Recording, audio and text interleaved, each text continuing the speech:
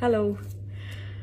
This is the first time that I'm getting in touch with you all to clarify something, and I think this will be the first time that I'll be thinking twice before I speak my heart, because I'm anxious that my words might be misinterpreted. So forgive me if I take a while longer than usual to communicate my thoughts.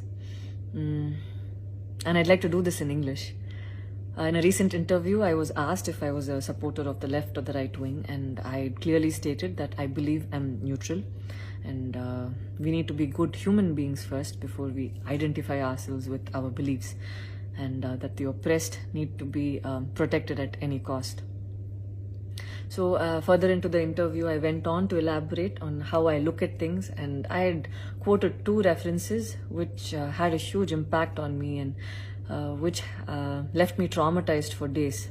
In fact, after I watched the film The Kashmir Files, I had the opportunity to speak with the director, and this was 3 months ago. I remember telling him that I was disturbed seeing the plight of the people at that time, and being someone that I am, I would never belittle tragedy like the genocide and the generations of people who are still affected by it. Having said that, I can never come to terms with the mob lynching incident that had taken place during our COVID times, because I remember seeing that video and being shaken for days. I believe that violence in any form is wrong, and violence in the name of any religion is a huge sin. So this is all that I intended to say, and that's all. But it was very disturbing to see that many people online justified the mob lynching incident, and I don't think any of us have the right to take another person's life.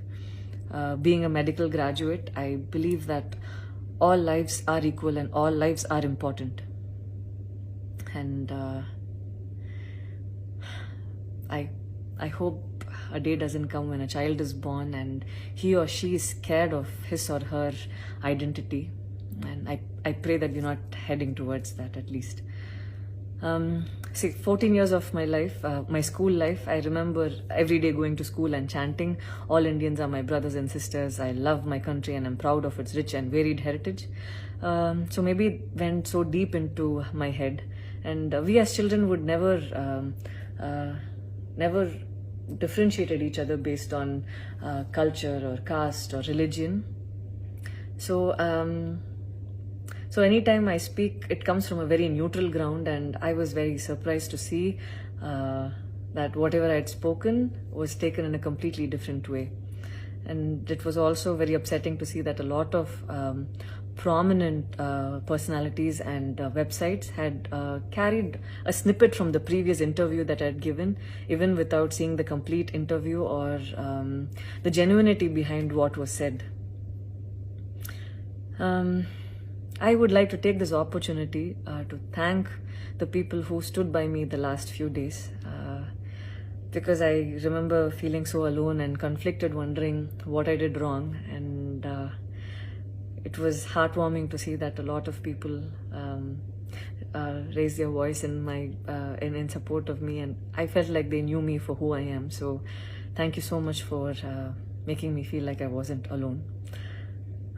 So I wish you all happiness, peace and love. Thank you so much.